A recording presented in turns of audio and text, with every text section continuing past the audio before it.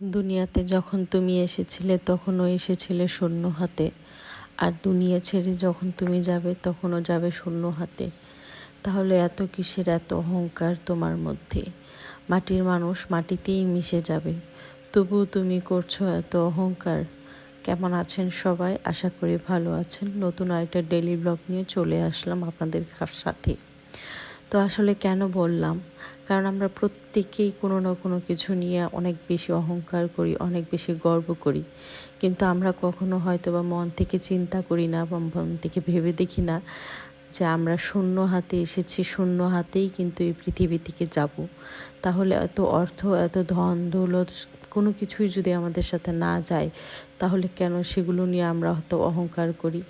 যা আছে, যা দিয়েছে ঈশ্বর, তা নিয়ে আমরা সন্তুষ্ট থাকি, কিন্তু তা না করে আমরা সেগুলোকে নিয়ে অহংকার করি। হ্যাঁ, আমরা বেঁচে আছি খাবারের জন্যই, কিন্তু বেঁচে আছি, কাজ করছি খাবারের জন্যই কাজ করছি, কিন্তু এত কিছু নিয়ে এত অহংকার করার কোনো মানেই হয় না। কারণ তুমি জানো, আমি জানি, প্রত্যেকেই জানে, প্রকৃতির নিয়ম অনুসারে আমাদেরকে সেই শূন্য হাতেই যেতে হবে।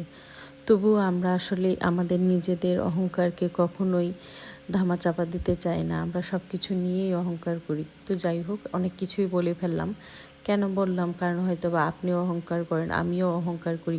আমি যে অহংকার করি না তা না, আমিও হয়তো বা অহংকার করি কোনো না কোনো কিছু নিয়ে। সেরকমভাবে প্রত্যেকেই অহংকার করে। আসলে অহংকার যে আমাদের পতনের মূল, সেটা আমরা হয়তো বা অনেকেই জানি, এবং অনেকেই জানি না এবং জানি, এটা একদম সত্যি কথা।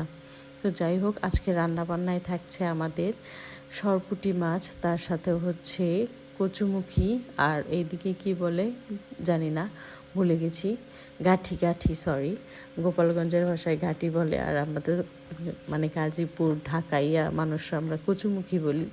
তো আমাদের এলাকায় আবার কচুমুখী দিয়ে টক পাতা দিয়ে কিন্তু খুব মজাদার তরকারি রান্না করা হয়। তবে কই মাছ হলে ভালো হতো, ছিল ফ্রিজে অবশ্য কই মাছ, কিন্তু আমার ছোটোবেলার কথা খুব মনে পড়েছিল যে আমার মানে মার হাতে খেয়েছিলাম যে ছোট ছোট পুঁটি মাছ দিয়ে এই যে টক পাতা দিয়ে কচু দিয়ে তরকারি।